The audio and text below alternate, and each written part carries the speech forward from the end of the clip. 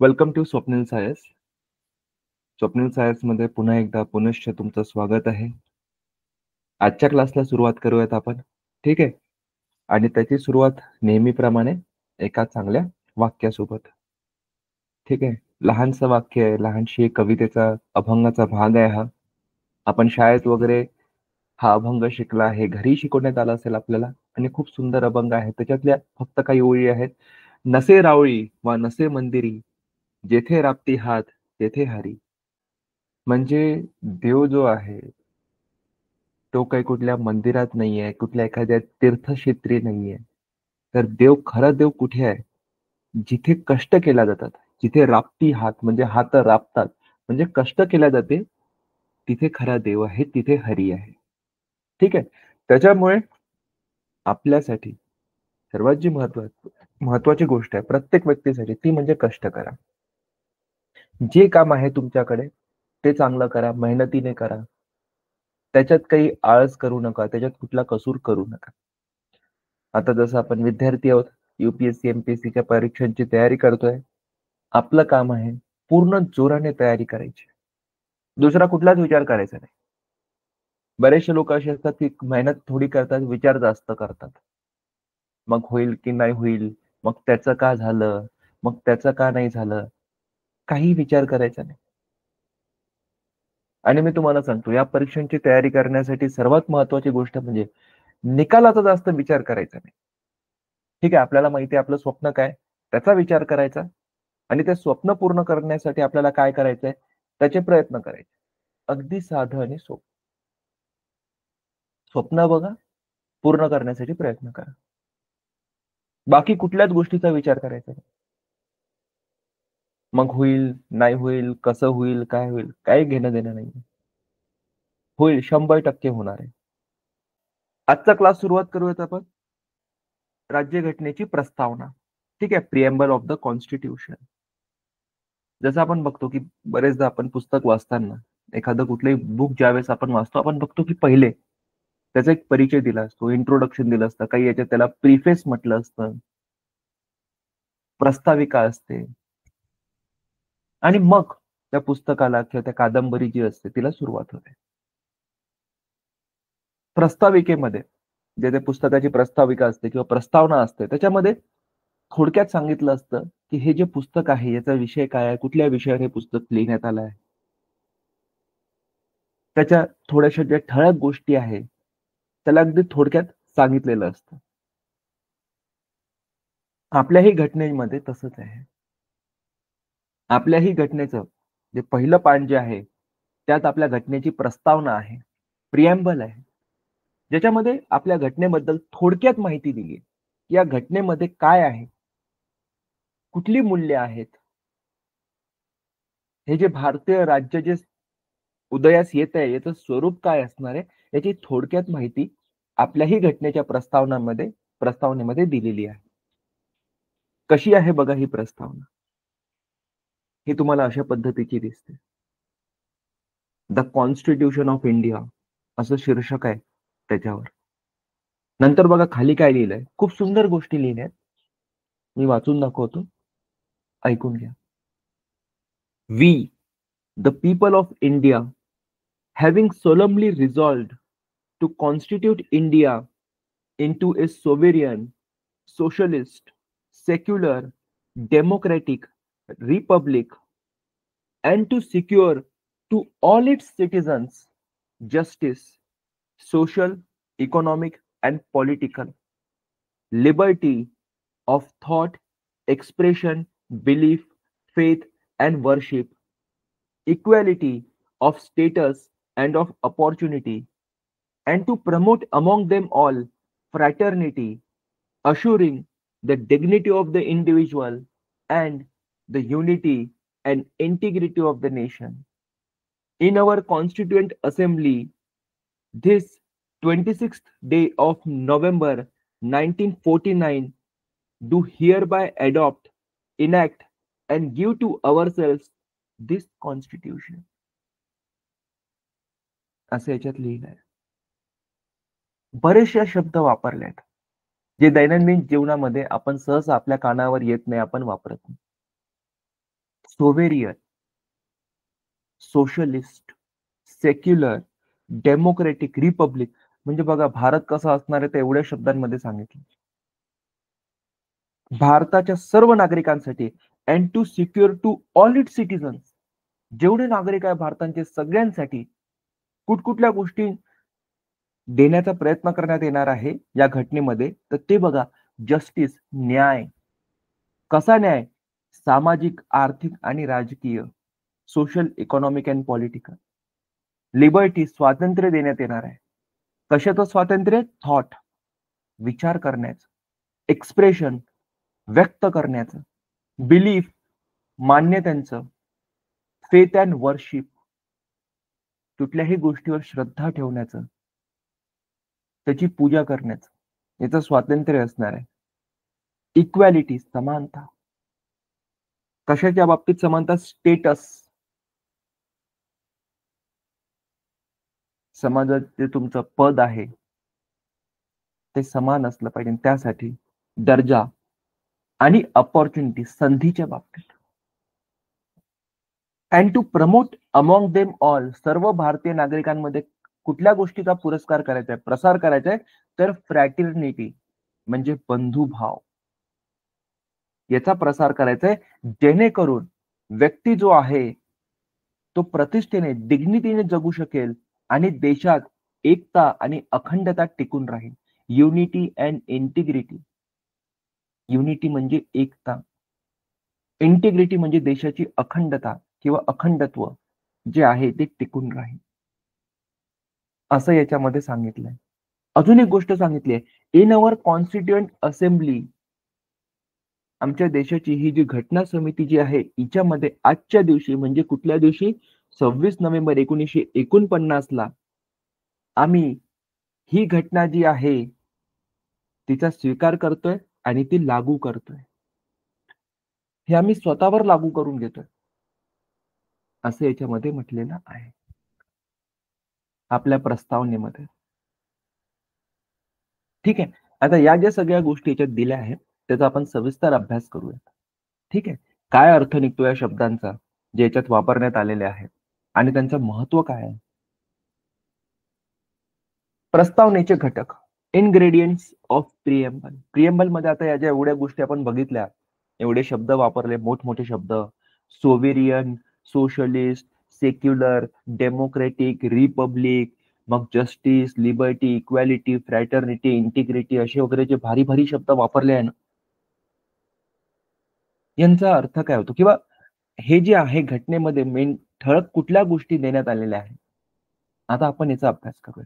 तर घटनेमध्ये प्रस्तावनेचे घटक, कुठकुठले घटक आहे प्रस्तावनेमध्ये बघा. अधिकारांचा सूत्र,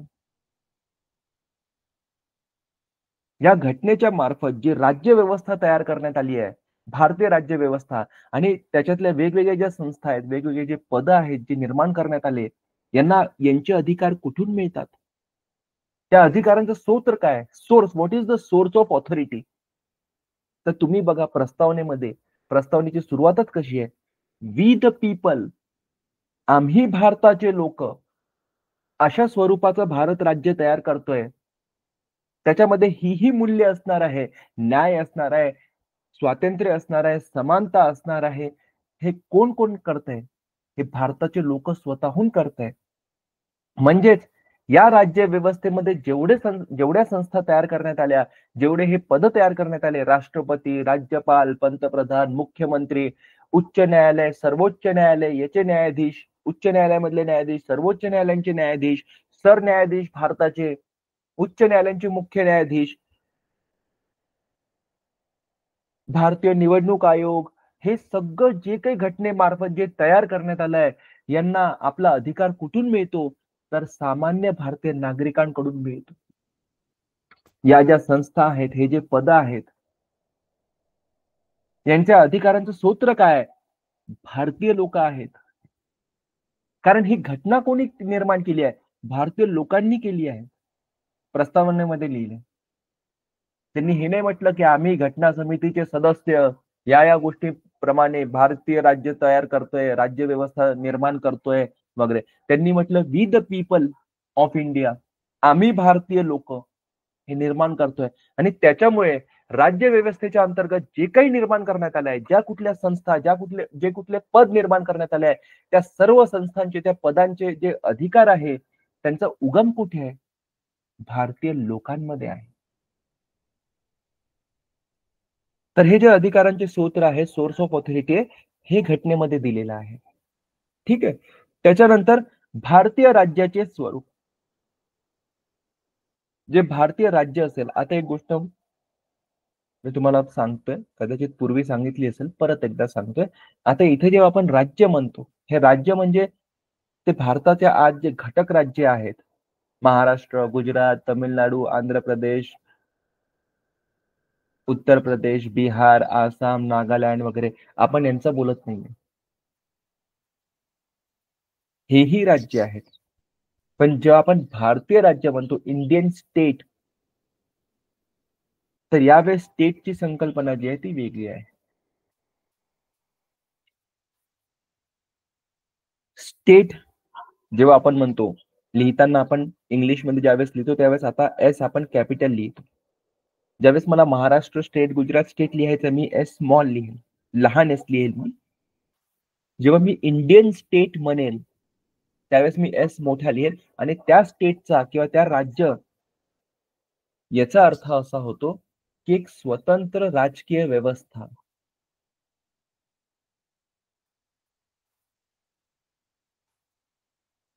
एक लोकांचा समूह आहे जो एकत्र आला आणि त्यांनी स्वतःसाठी एक राजकीय व्यवस्था तयार केली.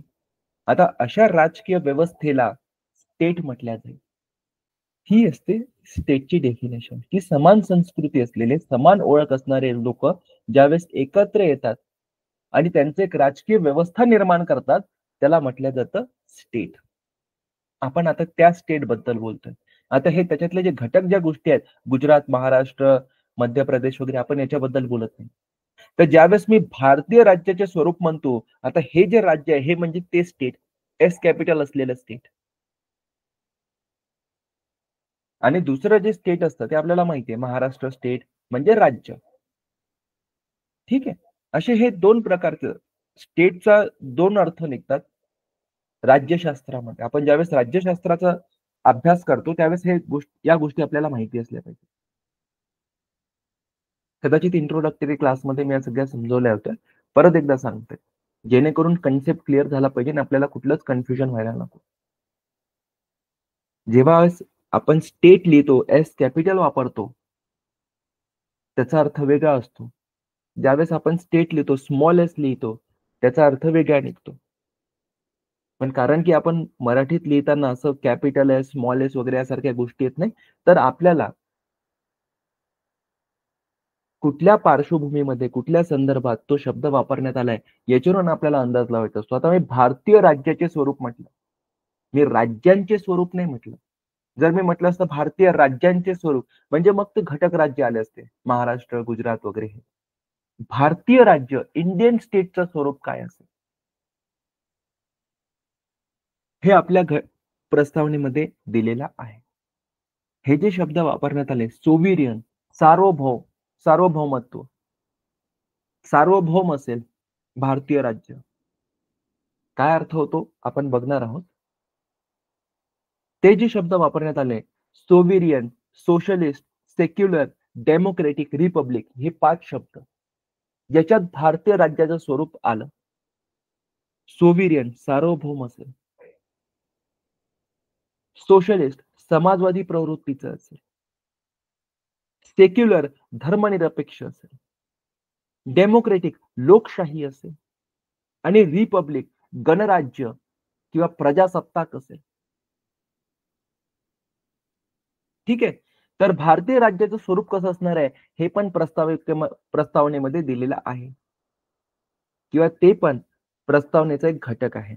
त्याच्यानंतर तिसरा घटक म्हणजे घटनेची उद्दिष्टे, ऑब्जेक्टिव्ह ऑफ कॉन्स्टिट्यूशन. आपली ही जी आपण घटना बनवली आहे आणि ज्याच्या पहिल्या पानावर हे प्रस्तावना आहे, या प्रस्तावनेमध्येच सांगितलंय, पहिल्या पानावरच सांगितलंय की हे जे आम्ही एवढी मोठी जी घटना बनवली आहे, जगातली सगळ्यात मोठी लिखित घटना जी आहे आपली, याचा उद्दिष्ट काय. या घटनेचे उद्दिष्ट काय आहेत? कशासाठी ही घटना बनवण्यात आली? जसं की तुम्ही बघा प्रस्तावनेमध्ये दिले आहे, न्याय. कुठल्या प्रकारचा न्याय? सामाजिक, आर्थिक आणि राजकीय या तिन्ही क्षेत्रांमध्ये सर्व नागरिकांना न्याय मिळायला पाहिजे, त्यासाठी बनवली. लिबर्टी, स्वातंत्र्य. कशाचं स्वातंत्र्य? विचार करण्याचं स्वातंत्र्य, स्वतःला अभिव्यक्त करण्याचं स्वातंत्र्य, एक्सप्रेस करण्याचं स्वातंत्र्य.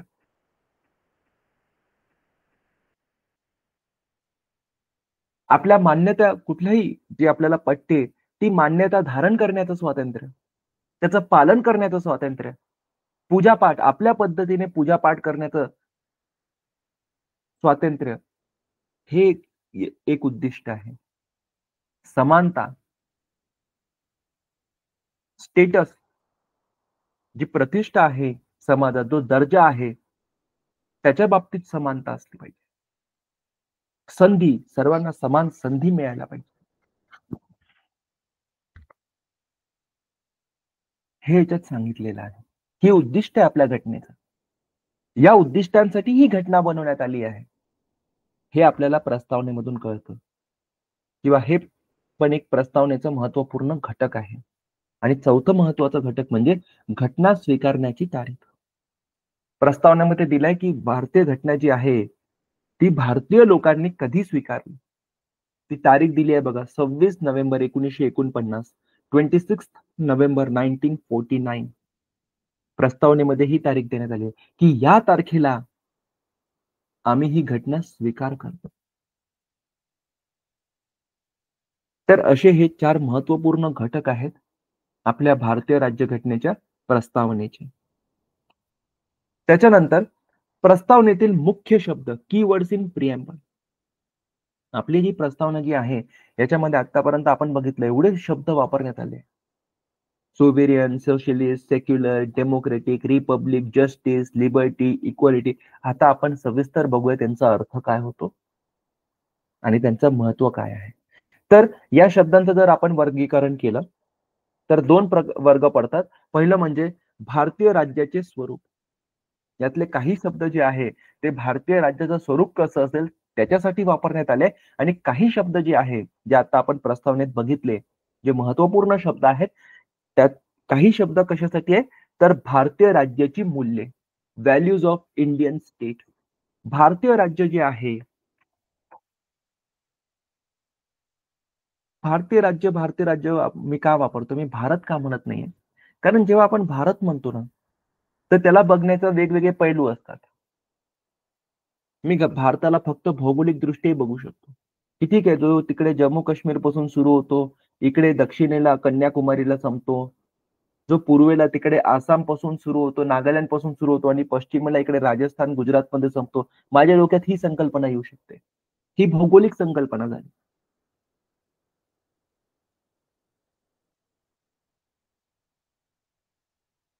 जेव्हा मी इंडियन नेशन म्हणतो त्यावेळेस मग ती सांस्कृतिक संकल्पना येते. नेशन किंवा राष्ट्र म्हणजे काय असतं?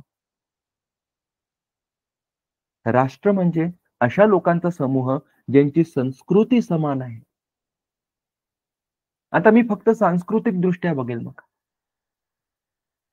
भारताकडे की हा ठीक आहे, या भागात हे लोक राहतात, त्यांची संस्कृती समान आहे. आपल्या भारतीय संस्कृती जी आहे ती ऍक्च्युली बऱ्याचशा लहान लहान असंख्य लहान संस्कृतींनी मिळून बनलेली आहे. संस्कृतीमध्ये काय येतं? भाषा येते, पेहराव येतो आणि ओव्हरऑल आपल्या जो जीवनाकडे, जगाकडे बघण्याचा जो दृष्टिकोन आहे तो येतो. याला संस्कृती म्हणतात. आता आपण म्हणतो की महाराष्ट्राचा तुम्ही विचार करा तर महाराष्ट्राची संस्कृती आपल्या इथल्या संस्कृती सारखी आहे, कारण पूर्ण राज्यभर मराठी भाषा बोलली जाते.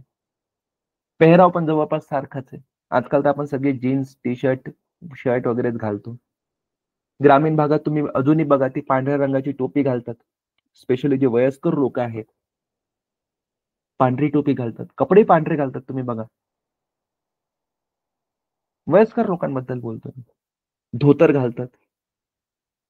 जे आपल्या आजी वगैरे ज्या आहे त्या नऊवारी घालतात किंवा ज्याला लुगडं म्हटलं जातं, काष्ठा म्हटलं जातं, पातळ म्हटलं जातं. वेगवेगळ्या भागात वेगवेगळं नाव आहे त्याला. ग्रामीण भागात अजूनही ज्या आपल्या आजी वगैरे आहेत त्या ते घालतात. ही आपली संस्कृती झाली. आपला बघण्याचा दृष्टिकोन सारखा आहे. जवळपास. मी हे नाही म्हणत सगळ्याच गोष्टीवर आपलं मत सारखं असेल, पण एक जीवनाकडे बघण्याचा. तुम्ही बघा वारी निघते दरवर्षी आपल्या इकडे.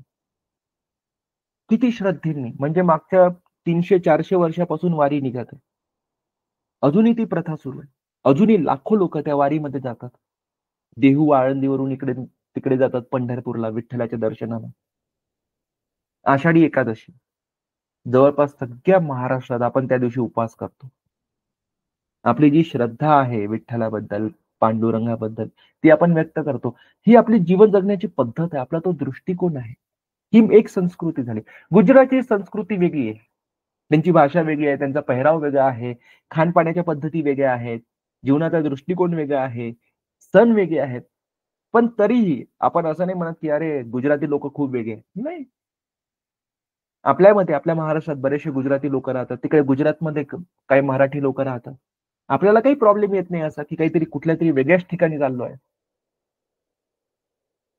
कारण काय जरी काही हे थोडाफार फरक असेल भाषांमध्ये वगैरे, तरी एक जीवनाकडे बघण्याचा जो आपला दृष्टिकोन आहे तो सारखा आहे. जवळपास आणि हेच सगळं मिळून एक भारतीय संस्कृती बनते. आता जेव्हा मी या सांस्कृतिक पातळीवर बघतो भारताकडे किंवा भारतीय संस्कृतीकडे बघतो, तर मी भारतीय राष्ट्राकडे बघत असतो, इंडियन नेशनकडे बघत असतो. हे शब्द लक्षात घ्या. का राज्य वापरलं इथे? भारतीय राज्य, भारतीय राज्य. इंडियन स्टेट का वापरलंय? कारण जेव्हा मी राज्य म्हणतो, जेव्हा मी स्टेट म्हणतो, म्हणजे मी राजकीय दृष्ट्या बघत असतो आता त्याच्यात. कुठल्याही एखाद्या गोष्टीकडे बघण्याचे वेगवेगळे दृष्टिकोन असू शकतात. आपण वेगवेगळ्या अँगलने बघू शकतो. सांस्कृतिक याच्याने बघितलं, तर मी इंडियन नेशन म्हटलं असतं. जर फक्त भौगोलिकदृष्ट्या बघायचं असतं, तर मी इंडियन कंट्री म्हटलं असतं. देश. आपण ज्याला सहसा जे वापरतो, देश. देश ही एक भौगोलिक संकल्पना आहे. कंट्री भौगोलिक संकल्पना आहे. राष्ट्र ही सामाजिक सांस्कृतिक संकल्पना आहे आणि राज्य किंवा स्टेट ही राजकीय संकल्पना आहे. पॉलिटिकल कन्सेप्ट आहे हा. आणि म्हणून आता आपल्याला त्या दृष्टीने अभ्यास करायचा राज्य व्यवस्थेच्या. पॉलिटिकल म्हणजे ते बीजेपी, काँग्रेस ते वाला पॉलिटिक्स नाही.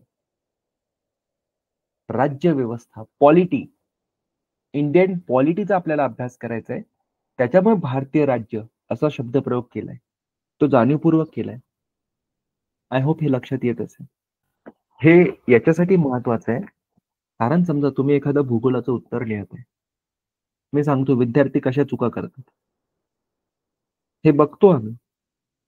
हे लहान लहान कन्सेप्ट क्लिअर नसल्यामुळे कशा चुका होतात ते लक्षात घ्या. आताच आपली टेस्ट सिरीज झाली मेन्स एक्झामची. त्याच्यात काही मुलांनी भूगोलाचं उत्तर लिहित असताना लिहिलं होतं इंडियन स्टेट. आता तुम्ही भूगोलाचं उत्तर लिहित आहेत, भौगोलिक दृष्ट्या भारताकडे बघत आहे. आता यावेळेस तुम्ही स्टेट किंवा भारतीय राज्य असा शब्द प्रयोग नाही करू शकत. कारण तुम्ही भौगोलिक दृष्ट्या बघत आहे. तुम्ही फक्त साधं इंडिया लिहा ना. किंवा तुम्हाला मग शब्द वापरायचा तर कंट्री वापरा, देश वापरा. त्यावेळेस स्टेट हा शब्द नाही वापरता येणार. त्यावेळेस नेशन हा शब्द नाही वापरता येणार. बऱ्याचदा लोकांना कळत नाही. लोकांना वाटतं सगळं सारखं आहे. कंट्री आणि नेशन दोन्ही सारख्या गोष्टी नाही आहेत सारख्या. कंट्री आणि नेशन ह्या दोन वेगवेगळ्या कन्सेप्ट आहेत. कंट्री हे भौगोलिक संकल्पना आहे. नेशन ही सामाजिक सांस्कृतिक संकल्पना आहे. हे लक्षात यायला पाहिजे आपल्याला. स्टेट ही राजकीय संकल्पना आहे. आपण बरेचदा अभ्यास करताना आपल्याला लक्षात येईल की युरोपमध्ये नेशन स्टेटचा उदय झाला. हे आपण दोन्ही शब्द सोबत वापरतो. नेशन स्टेट, राष्ट्र राज्य. मग असा प्रश्न पडतो, सारख्याच तर गोष्टी आहे, नेशनही तेच आहे, स्टेटही तेच आहे. नाही, वेगवेगळं आहे. युरोपमध्ये नेशन स्टेट चालू दे त्याला. म्हणजे काय? एक उदाहरण सांगतो थोडक्यात. जर्मन भाषिक जे लोक होते, हे पहिले एकत्र आले. हे वेगवेगळ्या भागात होते, युरोपच्या वेगवेगळ्या भागात राहत होते. त्यांच्या लक्षात आलं की नाही, आपण जरी वेगवेगळ्या भागात राहत असलो तरी मात्र आपली भाषा सारखी आहे. आपण जर्मन भाषा बोलतो. किंवा एकाच भागात राहत होते भौगोलिक दृष्ट्या, पण वेगवेगळ्या त्यांचे देश वेगवेगळे होते. काही भागापर्यंत एका देशाचं राज्य होतं, काही भागापर्यंत दुसऱ्या राजाचं राज्य होतं, काही भागात तिसऱ्या राजाचं राज्य होतं. हळूहळू या जर्मन लोकांच्या लक्षात आलं की अरे, आपण जरी वेगवेगळ्या देशात राहत असलो, कोणी तिकडच्या देशात राहतंय, कोणी या देशात राहतंय, तरी मात्र आपल्यामध्ये साम्य आहे, आपली संस्कृती सारखी आहे. सर्वात महत्वाचं म्हणजे आपली भाषा सारखी आहे. आपण सगळेच जर्मन भाषा बोलतो. आणि म्हणून याला म्हणतात नॅशनलिझम, राईज ऑफ नॅशनलिझम. त्यांना लक्षात आलं की आपण एक राष्ट्र आहोत. का बरं राष्ट्र? कारण आपली संस्कृती सारखी आहे. जरी आपण 2-3 देशात विखरल्या गेलो असलो, तरी मात्र आपण एक राष्ट्र आहोत, आपली संस्कृती सारखी आहे. आणि मग पुढे जाऊन यांनी संघर्ष केला स्वतःची राजकीय व्यवस्था निर्माण करण्याचा. आणि याच्यातून निर्माण झाला जर्मनी, एक नेशन स्टेट. पहिले राष्ट्र निर्माण झालं. लोकांना सांस्कृतिक जाणीव झाली की आपण सांस्कृतिकदृष्ट्या समान आहोत, आणि मग त्यांचा संघर्ष सुरू झाला एकाच राजकीय याच्याखाली यायचा. राजकीय व्यवस्थेखाली, राज्य व्यवस्थेखाली यायचा. आणि त्याच्यातून निर्माण झाला जर्मनी. याच गोष्टींना म्हटलं जातं राईज ऑफ नेशन स्टेट. तो वेगळा कन्सेप्ट आहे, आपण नंतर बघू ज्यावेळेस जगाचा इतिहास शिकू त्यावेळेस. पण एक सांगतोय की अशा पद्धतीचं असते. ठीक आहे, म्हणून हे शब्द जे आहे हे विचारपूर्वक पद्धतीने आपल्या उत्तरात वापरायचे. कुठे मला वाटतं तिथे मी नेशन लिहेल, कुठे स्टेट लिहेल असं नाही. विचार करायचा मला नेमकं कशाबद्दल बोलायचंय, आणि त्या पद्धतीने मग शब्द वापरायचा. ठीक आहे. तर बेसिकली आपल्या प्रस्तावनेत जे मुख्य शब्द आहेत, जे केंद्रबिंदू आहेत, कीवर्ड्स आहेत, त्याचं वर्गीकरण आपण या 2 पद्धतीने करू शकतो की भारतीय राज्याचे स्वरूप कसे असेल हे सांगण्यासाठी जे शब्द वापरले येते, आणि भारतीय राज्याची मूल्ये. भारतीय राज्य आपला कारभार करत असताना कुठकुठल्या मूल्यांचं पालन करेल किंवा कुठल्या मूल्यांचा पुरस्कार करेल, त्याचा प्रसार करेल, हे याच्यामध्ये दिलेलं आहे. बघूयात सर्वात पहिले भारतीय राज्याचे स्वरूप. कशा पद्धतीचं भारतीय राज्य निर्माण करायचं होतं ते आपल्या प्रस्तावनेत दिलंय. तर सार्वभौम किंवा सेक्युलर. भारतीय राज्य जे असेल, इंडियन स्टेट जे असेल, ते सार्वभौम असेल, सॉरी सेक्युलर नाही, सोवेरियन. ते सार्वभौम असेल म्हणजे सोवेरियन असेल. सोवेरियन म्हणजे काय?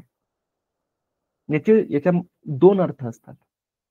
ज्यावेळेस आपण सार्वभौम हा शब्द वापरतो, सोवेरियन, 2 अर्थ निघतात की ते जे राज्य आहे ते आपला कारभार करायला स्वतंत्र आहे आंतरराष्ट्रीय पातळीवर. कोणाच्या दबावात येऊन वगैरे ते आपलं कार्य करणार नाही, किंवा कोणाच्या वर्चस्वाखाली आपलं कार्य करणार नाही. त्याचं स्वतःचं स्वतंत्र अस्तित्व असेल. आता तुम्ही बघा 1947 मध्ये आपल्या देशाला स्वातंत्र्य मिळालं. आपण म्हटलं की नाही, आम्ही आता सार्वभौम झालोय. म्हणजे आता आंतरराष्ट्रीय पातळीवर जे काही आम्ही आमच्या निर्णय घेऊ, जी काही आम्ही कृती करू, ती आम्ही आता आमच्या मर्जीने करणार. कोणाच्या वर्चस्वाखाली, कोणाच्या सांगण्यानुसार करणार नाही, कोणाच्या दबावात येऊन करणार नाही. आता ठीक आहे, हे इंग्लंडवाले जे आहे, युके वाले, हे आता आमचा देश सोडून गेले. आमचा कारभार आता आम्ही सांभाळतो, आमचे निर्णय पण आम्हीच घेऊ. हा एक भाग असतो सार्वभौमत्वाचा. दुसरं म्हणजे एक सार्वभौम देश जो आहे, राज्य जे आहे, राज्य व्यवस्था, ती ठरवू शकते की तिचा जो प्रदेश आहे, भौगोलिक प्रदेश, त्याचं त्यांनी काय करायचं. त्या प्रदेशातला काही भाग दुसऱ्याला द्यायचा, दुसऱ्या देशाला, किंवा दुसऱ्या देशाचा काही भाग आपल्यामध्ये समाविष्ट करून घ्यायचा, हे ठरवण्याचा, त्या दिशेने कृती करण्याचा तिला अधिकार असतो.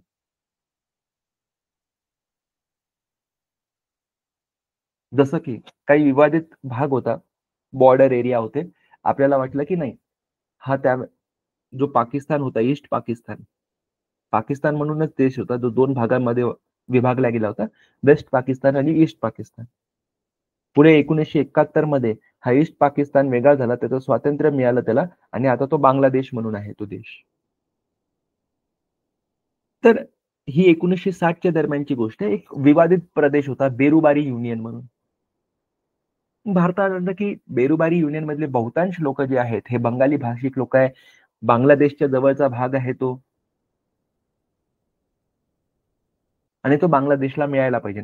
आपण काय केलं, आपण बांगलादेश सोबत एक समझोता केला, एक करार केला आणि त्या समझोता अंतर्गत आपण जो तो बेरुबारी युनियन जो होता तो बांगलादेशला देऊन दिला. आता याच्यावर कोणीच आक्षेप घेऊ शकत नाही की कसा दिला तुम्ही, तुम्हाला अधिकार नाही.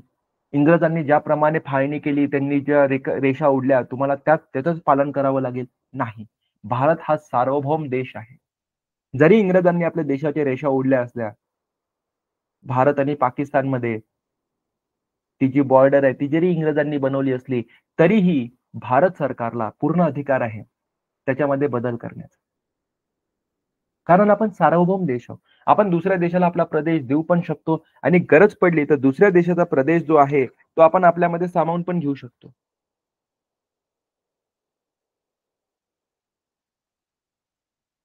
ठीक आहे. हे असतं सार्वभौम. सार्वभौमत्वाचा जो अर्थ असतो तो हा असतो, सोव्हरेनिटी म्हणतात त्याला. सार्वभौमत्व, सोव्हरेनिटी म्हणजे काय? एखादी अशी राजकीय व्यवस्था की जिचं या जगामध्ये एक स्वतंत्र अस्तित्व असतं. ती स्वतंत्र पद्धतीने स्वतःचे निर्णय घेऊ शकते, कृती करू शकते आणि जिचं तिच्या भौगोलिक प्रदेशावर पूर्ण स्वायत्ता असते. तिला वाटलं त्यातला काही भाग ती दुसऱ्याला देऊ शकते, वाटलं तर त्याच्यामध्ये सामावून पण घेऊ शकते. ठीक आहे. तर हा तो सार्वभौमत्वाचा अर्थ. मग याच्यामध्ये प्रश्न विचारले गेले होते की तुम्ही इंग्रजांपासून तुम्हाला मिळालं, स्वातंत्र्य मिळालं, तुम्ही स्वतंत्र झाले, तुम्ही स्वतःला सार्वभौम देश म्हणता, म्हणजे इंग्रजांच्या वर्चस्वाखाली जी संस्था आहे कॉमनवेल्थ, तुम्ही त्याचं सदस्यत्व तर ठेवलं आहे. कॉमनवेल्थचे सदस्य आहात तुम्ही, मेंबर ऑफ कॉमनवेल्थ. कॉमनवेल्थ म्हणजे काय होतं की हे जे इंग्रज सरकार जे होतं, इंग्लंड जो देश आहे, यांनी ही संस्था बनवली आहे कॉमनवेल्थ म्हणून. तुम्ही बघा कॉमनवेल्थ गेम्स वगैरे पण होतात. म्हणजे त्यावेळेस ज्यावेळेस इंग्रजांचं राज्य ज्या ज्या देशात होतं ते सगळे देश मिळून हे कॉमनवेल्थ बनायचं. आणि सुरुवातीला असं राहायचं की जो इंग्लंडचा जो राजा व राणी जे कोणी असतील तिथल्या राजघराण्यातले, ते त्याचे कॉमनवेल्थचे प्रमुख असायचे. भारताला ज्यावेळेस स्वातंत्र्य मिळालं त्यावेळेस भारतापुढे हे ऑप्शन होतं, तुम्हाला कॉमनवेल्थचं सदस्य बनून राहायचंय की त्याच्यातून बाहेर पडायचंय. आपण म्हटलं नाही, आम्हाला राहायचंय. मग त्याच्यावर बरेच लोकांनी प्रश्न विचारले. तुम्ही म्हणता की आम्ही स्वतंत्र आहो, आम्ही सार्वभौम आहो, आम्ही स्वतःचे निर्णय स्वतः घेऊ शकतो, मग तुम्ही कॉमनवेल्थचे सदस्य कसे काय आहात? आणि जर कॉमनवेल्थचे सदस्य आहात मग तुम्ही सार्वभौम कसा आहात? आपण म्हटलं पहिलेच जा कॉमनवेल्थचा अभ्यास करा,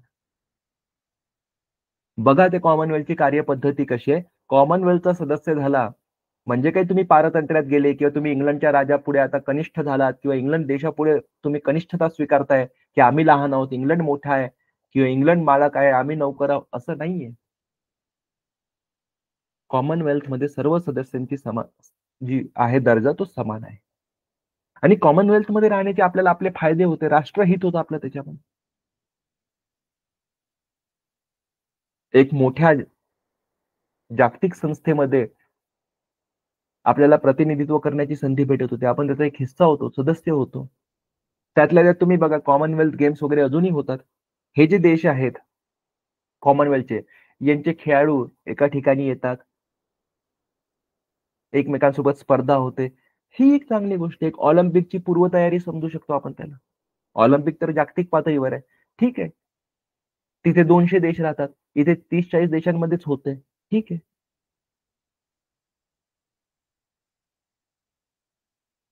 आर्थिक गोष्टींवर आपण तिथे चर्चा करू शकतो. एकमत बनवू शकतो. राजकीय देवाणघेवाण, सांस्कृतिक देवाणघेवाण, शैक्षणिक देवाणघेवाण, ज्या पद्धतीने एकमेकांसोबत सहकार्य करून आपण एकमेकांचा फायदा घडून आणू शकतो, स्वतःचा फायदा घडून आणू शकतो, हे आपल्या देशाला लक्षात आलं होतं. आणि म्हणून आपण जरी इंग्रजांपासून स्वतंत्र झालो असलो, तरी आपण मात्र कॉमनवेल्थची आपली सदस्यता जी आहे ती सोडली नाही, ती आपण राखली. याच्यामुळे काही आपलं सार्वभौम धोक्यात आलं असं नाही. आजही आपण संयुक्त राष्ट्राचे सदस्य आहोत. युनायटेड नेशन्स ऑर्गनायझेशन नावाची एक जागतिक संस्था आहे. तुम्हाला कदाचित माहिती असेल याच्याबद्दल. एकदम डिटेलमध्ये नाही, तरी नाव ऐकलं असेल, वाचण्यात आलं असेल. आपण युएनचे सदस्य आहोत. जवळपास या जगातले सगळे देश युएनचे सदस्य आहेत. म्हणजे काय आता आपण युएनचे गुलाम झालो किंवा युएन जसं म्हणेल तसंच आपण करायचं. युएन आता आपल्याला सांगेल काय करायचं काय नाही आणि त्याच्या मर्जीने आपण असं नाही. आपलं स्वातंत्र्य आहे, आपलं सार्वभौम आहे. त्याच्यानंतर दुसरं जे स्वरूप सांगितलं होतं ते म्हणजे समाजवादी सोशलिस्ट. हे ऍक्च्युली मूळ घटनेमध्ये हे नव्हतं. समाजवादी वगैरे हा शब्द, सोशलिस्ट शब्द, ही 42वी जी घटना दुरुस्ती झाली 1976 मध्ये, 1976 मध्ये, त्यावेळेस हा शब्द टाकण्यात आला होता. समाजवादी भारतीय राज्याचे स्वरूप जे आहे ते समाजवादी स्वरूपाचे असेल, सोशलिस्ट प्रकारचं असेल. समाजवादी किंवा सोशलिस्ट म्हणजे काय? तर उत्पन्नाचे जे साधनं आहेत, हे समाजाच्या मालकीचे असेल. समाजवाद याचा मूळ जो गाभा जो आहे तो म्हणजे हा, की उत्पन्नाचे जे साधनं आहेत, sources of income, sources of production, उत्पादनाचे जे साधनं आहेत, हे कुठल्याही एका विशिष्ट व्यक्तीच्या मालकीचे किंवा विशिष्ट समाजातला जो वर्ग आहे त्याच्या मालकीचे नसणार, तर पूर्ण समाजाच्या मालकीचे असणार. तुम्ही बघा ज्यावेळेस आपला देश स्वतंत्र झाला, आपण त्यावेळेस मिश्र अर्थव्यवस्थेचा स्वीकार केला, मिक्स्ड इकॉनॉमी. म्हणजे काय? सगळीकडे काही खाजगी क्षेत्र असेल, खाजगी लोकांचेच उद्योग असतील असं नाही. सुरुवातीला तुम्ही बघा किंबहुना आपल्या देशातल्या ज्या सगळ्यात उद्योग स्वातंत्र्यानंतर जे आपल्या देशात जे औद्योगिकरण जे झालं, इंडस्ट्रियलायझेशन, त्याच्यात सर्वात मोठा वाटा जो आहे आणि सर्वात प्रमुख भूमिका जी आहे, ती सार्वजनिक कंपन्यांची होती, पब्लिक सेक्टरची होती. तुम्ही बघा एवढे मोठमोठे कोल इंडिया लिमिटेड, ठीक आहे, भारत सरकारची कंपनी आहे. BPCL, Bharat petroleum corporation limited, Hindustan petroleum corporation, HPCL, BPCL, हे जेवढ्या कंपन्या आहेत, ऑइल कंपन्या, तेल कंपन्या, सगळ्या, इव्हन विमान, एअर इंडिया, नुकतं आतापर्यंत ते भारत सरकारच्या मालकीचं. इंडियन रेल्वे भारत सरकारच्या मालकीचं. आणि प्रायव्हेट सेक्टरला एक खूप मर्यादित त्यांनी जागा दिली होती अर्थव्यवस्थेमध्ये, की हा ठीक आहे, हे थोड्याफार गोष्टी आहेत, हे थोडेफार क्षेत्र आहेत, हे आम्ही खाजगी क्षेत्रासाठी हे त्याच्यावरही निर्बंध टाकले. म्हणजे असं नाही की एकदम स्वातंत्र्य नाही. तुम्हाला एखादा स्वतःचा उद्योग टाकायचा असेल तर लायसन्स घ्यावं लागेल, परमिशन घ्यावं लागेल सरकारची. वेळोवेळी सरकारला माहिती द्यावं लागेल, की हा किती उत्पादन झालं, काय झालं, किती नफा आला वगैरे वगैरे वगैरे. हा त्यावेळेसचा काळ आहे. आणि हे सगळं कशासाठी केलं जात होतं, की त्यावेळेस आपल्या देशामध्ये दारिद्र्य खूप होतं. तुम्ही बघा 1971 मध्ये ज्या निवडणुका झाल्या लोकसभेच्या, त्याच्यामध्ये काँग्रेस पक्षाचा ज्याच्या पुढारी होत्या इंदिरा गांधी, यांचा मुख्य नारा काय होता माहितीये का? गरिबी हटाव. म्हणजे एका राजकीय पक्षाच्या, राष्ट्रीय पातळीवरचा जो पक्ष आहे, त्याचा इलेक्शनचा नारा काय? गरिबी हटाव. म्हणजे तुम्ही विचार करा 1971चा तो काळ आहे, त्यावेळेस आपल्या देशात किती गरिबी असेल, की गरिबी हटाव या नाऱ्यावरून निवडणूक लढवल्या जाते आणि ती जिंकल्या जाते. किती दारिद्र्य असेल, किती गरिबी असेल. आणि हे दूर करायसाठी सरकारला वाटत होतं एक माध्यम म्हणजे, की जे हे उत्पादनाचे जे साधनं आहेत, हे खाजगी क्षेत्राला द्यायचे नाही, हे कोणा एका दोघांना तिघांना द्यायचे नाही, हे समाजाचे राहू द्यायचे. आणि समाजाचे म्हणजे काय? समाजाच्या वतीने सरकार यांना चालवणार. आज तुम्ही बघा कोल इंडिया, एवढी मोठी कंपनी आहे भारत सरकारची, कोळसा उत्खननाचं काम करते. कितीतरी लोकांना नोकऱ्या देते. लाखो कर्मचारी आहेत कोल इंडियाचे. मी एक कंपनीचं उदाहरण देऊन सांगतोय. अशा कितीतरी कंपन्या आहेत भारत सरकारच्या. लाखो लोकांना नोकरी देते. आता ते नोकरी देताना पण आरक्षणाचं तत्व लागू होतंय. म्हणजे काय? तर सरकारी नोकरी आहे कोल इंडियाची, चांगल्या पगारी आहेत, सरकारी सुविधा आहे. पण त्या एकाच समाजातल्या एकाच वर्गाला नाही मिळायला पाहिजे त्या. सगळ्या वर्गांपर्यंत त्याचा फायदा गेला पाहिजे. आरक्षणाचं तत्व त्याच्यातही लागू आहे.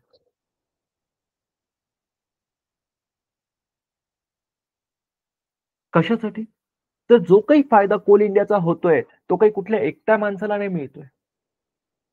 एक कोणीतरी मालक आहे, त्याची कंपनी आहे कोल इंडिया. फायदा येत आहे, त्याचा बहुतांश हिस्सा त्याच्याचकडे चाललाय. त्याच्याच मुलाचे लग्न होत आहे. हजारो कोटी खर्च केला जात आहे. फॉरेनवरून डान्सर येत आहे, सिंगर येत आहे, नाचत आहे आणि पैशाचा तमाशा होतोय, असं नाहीये. कोल इंडियाला जो काही नफा होत असेल, तो समाजाच्या वेगवेगळ्या वर्गांपर्यंत त्याचा फायदा पोहोचतोय. प्रत्यक्ष आणि अप्रत्यक्षरित्या. प्रत्यक्षरित्या म्हणजे काय? एवढ्या लाखो लोकांना नोकरी मिळाली आहे. कोणी त्याच्यातलं ओबीसी आहे, कोणी एससी आहे, एसटी आहे, महिला आहेत. सगळ्यांसाठी आरक्षण आहे. त्यांच्यापर्यंत तो फायदा पोहोचतोय. देशाचाही विकास घडून येतोय. आज कोळसा एक महत्त्वाचं संसाधन आहे.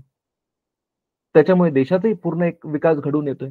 तर अशा पद्धतीचे तो दृष्टिकोन होता त्यावेळेस आणि म्हणून हे शब्द टाकण्यात आले घटनेमध्ये. त्यावेळेस समाजवाद खूप महत्त्वाचा शब्द होता. एक खूप महत्त्वाची संकल्पना होती. कारण दारिद्र्यच एवढं होतं. आज जर कोणी म्हणेल, की समाजवाद, समाजवाद आपल्याला खूप आपण आकर्षित होणार नाही. आपल्याला माहिती आहे सगळं म्हणजे प्रायव्हेट सेक्टर जे आहे त्याचं प्रभुत्व आज जास्त झालंय आपल्या अर्थव्यवस्थेमध्ये. असं नाही की सरकारी कंपन्या नाहीये आता. आहे सरकारी कंपन्या आजही आहे. कोल इंडिया आजही आहे. BSNL आजही आहे. जरी सर्व्हिस थर्ड क्लास असली तरी आहे. अजूनही 5G आलं नाही त्यांचं BSNLचं. 4Gची आता सुरुवात करत आहे. पण ठीक आहे त्या बिचाऱ्या कंपनीचं अस्तित्व टिकून आहे. असं नाही की सगळीकडे प्रायव्हेटच आहे. पण आज तुम्ही बघा, आपला मोबाईल जिओ, एअरटेल, आयडिया आपण हे वापरतो. खाजगी कंपन्या आहेत. कितीतरी आज आपण ज्या वस्तू घेतो हे Amazon, Flipkart खाजगी कंपन्या आहे.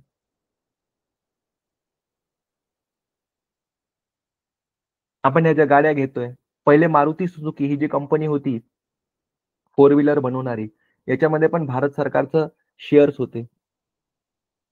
आज नाहीयेत. आज आपण कुठल्याही प्रायव्हेट कंपनीची गाडी घेतो. इव्हन फॉरेनच्या कंपन्या आता हे Kia, Hyundai वगैरे जे आहे, फॉरेनच्या कंपन्या आपण यांच्याही गाड्या घेतो. ठीक आहे. पण त्यावेळेस समाजवाद एक महत्त्वाची गोष्ट होती, संकल्पना होती.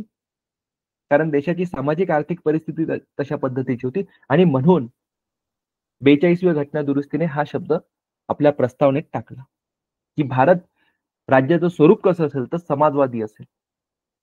ठीक आहे. धर्मनिरपेक्ष, सेक्युलर हे पण 42व्या घटना दुरुस्तीने टाकलेलं आहे. ऑलरेडी आपल्या घटनेची रचनाच अशी होती, की ती धर्मनिरपेक्ष पद्धतीचीच होती. धर्म, जातीवरून कोणामध्ये भेदभाव केला जाणार नाही वगैरे, वगैरे अशा गोष्टी तरतुदी ऑलरेडी आपल्या घटनेमध्ये होत्या. पण आता ते प्रामुख्याने दाखवायचं होतं. म्हणून त्याला प्रस्तावनेत टाकण्यात आलं. धर्मनिरपेक्ष असेल. धर्माच्या आधारावर, जातीच्या आधारावर, वंशाच्या आधारावर भेदभाव केला जाणार नाही. सरकार जे आहे ते कुठल्याच एका विशिष्ट धर्माला, विशिष्ट जातीला प्रोत्साहन देणार नाही. आणि धर्मनिरपेक्षता जो प्रकार आहे आपल्या देशामध्ये तो सकारात्मक प्रकारचा आहे. मी तुम्हाला पूर्वी सांगितलंय. 2 प्रकारचे असते धर्मनिरपेक्षता. एक म्हणजे पॉझिटिव्ह किंवा सकारात्मक, दुसरं म्हणजे निगेटिव्ह किंवा नकारात्मक. निगेटिव्ह नकारात्मक प्रकारची जी धर्मनिरपेक्षता आहे, ही सहसा आपल्याला पाश्चिमात्य देशांमध्ये बघायला मिळते. ज्याच्यात राज्य जे आहे ते अजिबात धार्मिक बाबींमध्ये सहभाग घेत नाही. अजिबात धार्मिक कुठलीही बाब असो, कुठल्याही धर्माचे लोक करत असो, आम्ही भाग घेणार नाही. धर्म पाश्चिमात्य देशांमध्ये असा दृष्टिकोन आहे, की धर्म ही एक वैयक्तिक बाब आहे. एका व्यक्तीपुरतं ती मर्यादित आहे. प्रत्येक व्यक्तीला तो अधिकार आहे ठरवण्याचा, की मला कुठल्या धर्माचं पालन करायचं. एखाद्याला वाटतं मला ख्रिश्चन धर्माचं पालन, ठीक आहे कर तू. कोणाला वाटत असेल इस्लामचं करायचंय, ते कर. कोणाला वाटत असेल हिंदू धर्माचं करायचंय, ते कर. पण तुझ्या पद्धतीने कर. उद्या जर हिंदू लोकांनी ठरवलं, आता तिकडे अमेरिकेमध्ये वगैरे बरेचसे हिंदू आहेत, इव्हन युरोपमध्ये पण, त्यांनी ठरवलं, की आम्हाला नवरात्र साजरी करायची आहे. ठीक आहे, करा तुम्ही. फार फार तर आम्ही तुम्हाला ठीक आहे, तुम्ही एखाद्या सार्वजनिक ठिकाणी म्हणता आम्हाला करायचे, ठीक आहे, आम्ही फार फार तर तुम्हाला परवानगी देऊ, की 9 दिवस तुम्ही तिथे करू शकता. पण बाकी सगळी व्यवस्था तुम्हाला करावी लागेल. तिथे राज्य नाही येणार मध्ये.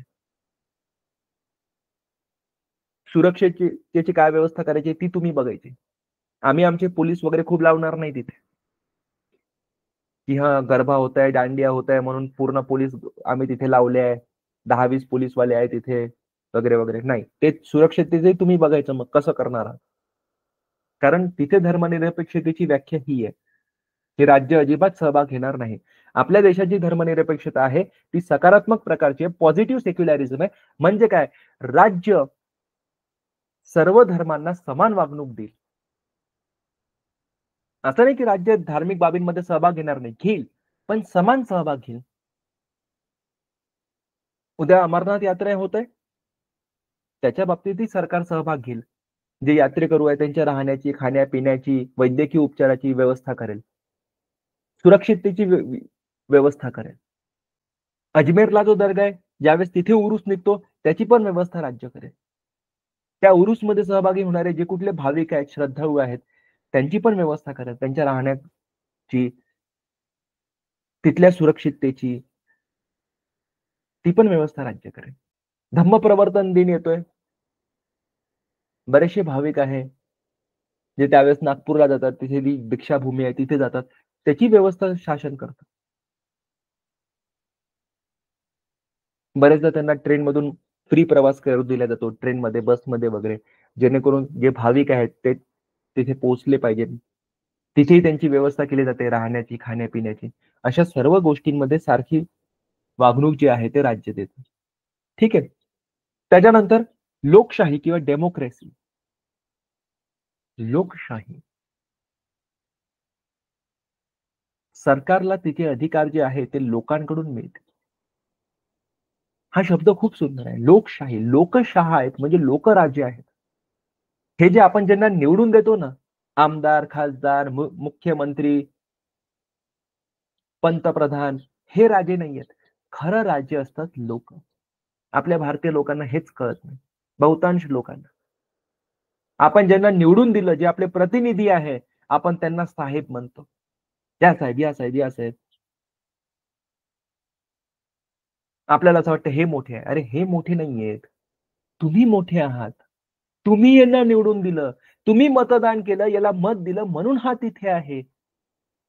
विधानसभेत, लोकसभेत हा मंत्री म्हणून जो निवडून आलाय, मुख्यमंत्री जो झालाय, पंतप्रधान जे झाले आहेत, ते तुमच्यामुळे झाले आहेत, तुमच्या मतांमुळे. तुम्ही श्रेष्ठ आहात. एक नागरिक हा लोकशाहीमध्ये सगळ्यात श्रेष्ठ असतो. आपल्या देशातल्या लोकांना अजून हे वाटत नाही. आपल्या डोक्यात अजूनही माहितीये का, इंग्रज जरी सोडून गेले असले आपला देश 75 वर्ष आधी, आपल्यामध्ये अजूनही गुलामगिरीची मानसिकता आहे. आपण भारतीय लोक गुलाम व्हायला तत्पर आहोत. आम्हाला कोणी म्हणा गुलाम व्हा, नौकर बना, आपण लगेच तत्पर आहोत त्या गोष्टीसाठी. हे दिसून येतं आपल्या समाजात. ज्या पद्धतीने आपण यांना मोठं बनवलं आहे, आपल्या प्रतिनिधींना, भले तो वार्ड मेंबर का असो, त्याच्यातून आपल्याला दिसून येतं. कधीच आपण जाऊन यांना प्रश्न विचारत नाही, कधी जाब विचारत नाही. आपल्याला भीती वाटते. आपल्याला माहिती आहे आपला आमदार, आपला खासदार काही करत नाही आपल्या क्षेत्रासाठी. अजूनही खराब रस्ते आहे, अजूनही त्या नाल्या तुंबलेल्या आहे, अजूनही लोकांना रोजगार नाहीये, अजूनही स्त्रियांविरुद्ध गुन्हे होत आहेत, अत्याचार होत आहेत, हे छपरी मुलं त्यांची छेडखानी करतात वगैरे वगैरे, भरपूर प्रॉब्लेम्स आहेत. कोणाही जात नाही, कोणी विचारत नाही की काय रे बाबा, तू निवडणुकीच्या वेळेस एवढं काही बोलला होता, हे आम्हाला तू पॅम्पलेट देऊन गेला, याच्यावर एवढ्या गोष्टी सांगितल्या, चांगले रस्ते बनवेल, बाग बनवेल, बगीचे बनवेल, मुलांना खेळायची व्यवस्था करेल, स्त्रियांच्या सुरक्षिततेसाठी मी उपाययोजना करेल, हे कर, काय केलं याच्यातलं? आपण नाही विचारणार. आपल्याला भीती वाटते. नाही नाही, साहेब आहे, साहेब रागवले तर. अरे साहेब नाहीये तू, साहेब तुम्ही आहात. लोकशाही आहे ही, काही त्याची राजेशाही नाहीये. ते त्याचा बाप दादा आमदार होता म्हणून तो आमदार नाही झाला. तुम्ही मत दिलंय त्याच्यामुळे तो झालाय. तुम्हाला अधिकार आहे त्याला प्रश्न विचारायचा. तू आम्हाला या गोष्टी सांगितल्या, याचं आश्वासन दिलं म्हणून आम्ही मतदान केलंय, तुला मत दिलंय, तुला निवडून दिलंय, तू आमचा प्रतिनिधी आहे. तुझी जबाबदारीच आमच्या. तुम्हाला जर एखादा आमदार खासदार म्हणत असेल माझी अपॉइंटमेंट घेऊन या, कसली अपॉइंटमेंट तुझी? तू आमदार खासदारच आमच्यासाठी बनलाय. पण आपल्या लोकांमध्ये नाहीये तेवढी हिंमत. बहुतांश लोकांना या गोष्टी कळत पण नाही. आपल्याला वाटतं हा आमदार आहे, खासदार आहे, खूप मोठा आहे, व्हीआयपी माणूस आहे, त्याने आपल्याला तात्काळ उभं ठेवलं त्याच्या ऑफिसच्या बाहेर, आपण राहतो, आनंदाने उभं राहतो. नाही नाही साहेब बिझी आहे, काय करते त्या आज मोबाईलवर गेम खेळतोय. आपल्याला भेटायला तयार नाहीये, आपल्याला साधं बसवायला तयार नाहीये. राजे तुम्ही असता, राजे लोक असतात. त्यालाच लोकशाही म्हटलं जाते. लोकशाह आहे म्हणजे लोक राजे आहेत. हे सगळे लोकांच्या सेवेसाठी आहेत. लोकशाहीमध्ये सगळ्यात पहिलं म्हणजे की कोणीच इथे परमनंट नाहीये. दर ठराविक कालावधीनंतर निवडणुका होतील. उमेदवार उभे राहतील. जे पात्रतेचे जे अटी आहेत, ते जे पूर्ण करतात, ते उभे राहू शकतात. कोणी उभं राहू शकतो. असं नाही की तो याच धर्माचा असला पाहिजे, याच जातीचा असला पाहिजे, त्याच्याकडे एवढी प्रॉपर्टी असली पाहिजे, तोच आमदारकीच्या निवडणुकीत उभा राहू शकतो किंवा तोच खासदारकीच्या निवडणुकीत उभा राहू शकतो, असं काही नाहीये. मिनिमम क्रायटेरिया आहे. ते पूर्ण करणारा जो कोणी व्यक्ती असेल, तो निवडणुकीमध्ये उभा राहू शकतो, तो स्वतःचा प्रचार करू शकतो आणि तो निवडून येऊ शकतो. लोकांनी जर त्याला निवडून दिलं, तो निवडून येऊ शकतो. लोकांना अधिकार देण्यात आला, की तुम्ही आपलं मत देऊ शकता. इनफॅक्ट लोकांना एन्करेज केलं जातं. तुम्ही बघा निवडणुकांमध्ये लोकांना प्रोत्साहन दिलं जातं, की जा मतदान करा. टीव्हीवर ॲड चालतात. तो बिचारा सचिन तेंडुलकर सांगतो, "जा मतदान करा." असं आपल्या बोटावरची शाई दाखवतो. तुम्ही करा. आणि याच्यातूनच ही जी निवडणूक प्रक्रिया आहे, याच्यातूनच लोकशाही जी आहे ती बळकट होते. एकाधिकारशाही निर्माण होत नाही. कुठल्याच एका व्यक्तीला किंवा एखाद्या पक्षाला असं वाटत नाही, की आमचंच आता सगळं आहे. आम्ही म्हणू तो कायदा, आम्ही चालवू तसा देश चालेल आता. आमच्याशिवाय पर्याय नाही, आमच्याशिवाय गत्यंतर नाही. नाही. आणि त्या बाबतीत मी खरंच भारतीय लोकांना मानतो, की आपण सर्व जरी आपल्यामध्ये काही लहान-मोठे फॉल्ट्स असले, तरी एक तुम्ही व्यापक स्तरावर जर बघितलं, तर एक चांगलं चित्र तयार होतं. निवडणुकीमध्ये ज्या पद्धतीने लोकांचा सहभाग वाढत गेलाय, चाललाय. पहिले 50-55% लोकं फक्त मतदान करायचे. आता हळू-हळू कुठेतरी 60, 65, 70च्या जवळपास येऊन पोहोचलोय आपण आता. मला आशा लवकरच आपण 90 पर्यंत जरी 100% नाही, तरी 90% तरी मतदान व्हायला पाहिजे. कुठल्याही निवडणुकीमध्ये लोकांनी सहभाग घ्यायला पाहिजे. काही-काही लोकं अजूनही आहे त्यांचा दृष्टिकोन, की जाऊ दे ना आपल्या मताने काय फरक पडतो. मग कशाला मतदान करायचं? मग जाऊ दे ती सुट्टी एन्जॉय करायची. मतदानाच्या दिवशी जी सुट्टी असते त्यावेळेस फॅमिलीसोबत नाही, हा दृष्टिकोन बदलायला पाहिजे. आणि फक्त 5 वर्षानंतर निवडणुका होणार हेच लोकशाही नसते. राज्य कारभारामध्ये पण लोकांचा सहभाग असला पाहिजे. लोकशाही म्हणजे फक्त निवडणुका नाही, की दर 5 वर्षानंतर निवडणुका होत आहे. ठीक आहे, एकदा मतदान केलं आता पुढचे 5 वर्ष लोकांचा काही सहभाग नाही, आता तुम्ही शांत बसा. असं नसतं. लोकशाही खूप मोठी संकल्पना आहे. फक्त निवडणूक एक त्याचं चिन्ह आहे, एक ती निशाणी आहे. पण तेवढ्यापुरतंच राहत नाही.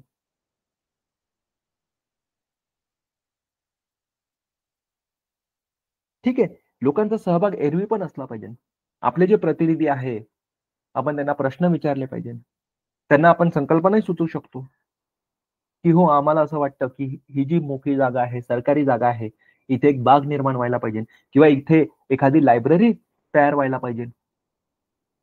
यू-पी-एस-सी, एम-पी-एस-सी परीक्षांची जी तयारी करतात, त्यांच्यासाठी निशुल्क मार्गदर्शनासाठी काही तरतूद करायला पाहिजे तुम्ही. सुचवू शकता तुम्ही. ठीक आहे. ही असते लोकशाही खऱ्या अर्थाने. आपल्या इथे माहिती आहे का, साधा कोणी आमदार झाला ना, त्याचा 10 गाड्यांचा ताफा असतो. 2 पोलिसच्या गाड्या, 4 कार्यकर्त्यांच्या गाड्या आणि हे ते.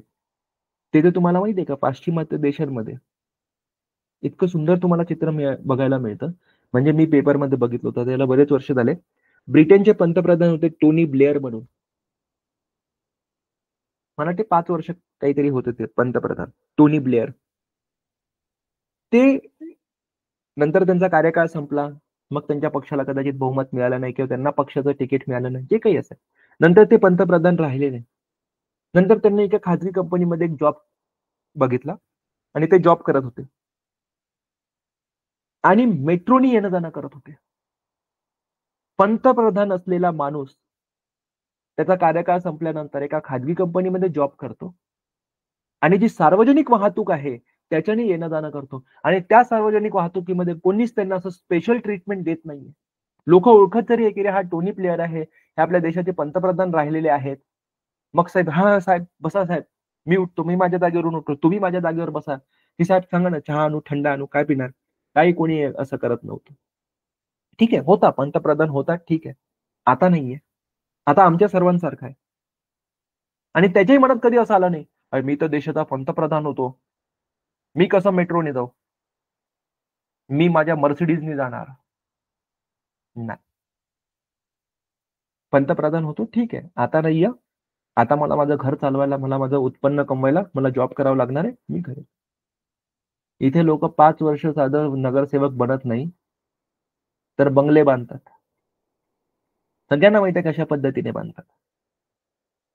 ते नगरसेवकाचं वगैरे मानधन काही एवढं लाखो करोडोंमध्ये नसतं. साधा सरपंच जो निवडून येतो, त्याच्या 2 माळ्यांचं घर उभं राहतं 5 वर्षामध्ये. फोर व्हीलर घरापुढे उभी राहते त्याची. फॉर्च्युनर ती. साधा सरपंचाची गोष्ट आहे. ही आपल्या देशाची वास्तविकता आहे. दुःखद आहे, पण वास्तविकता आहे. सगळ्यांना माहिती असतं याने काय केलंय, घोळ केलाय. तरी लोकं त्याचा उदो-उदो करतात. जे खरे शिकलेले लोक आहेत, ते कधीच असं करत नाही. आणि सर्वात महत्त्वाचं म्हणजे लोकशाहीमध्ये लोक केंद्रबिंदू असतात. ही भावना सत्ताधाऱ्यांमध्ये असली पाहिजे. जो कुठला पक्ष आहे, जो कुठले लोक आहेत, जे सत्तेत आहेत, मंत्री आहेत, पंतप्रधान आहे, मुख्यमंत्री आहे किंवा अजून कोणी आहे, वार्ड मेंबर, महानगरपालिका मेयर ज्याला आपण म्हणतो,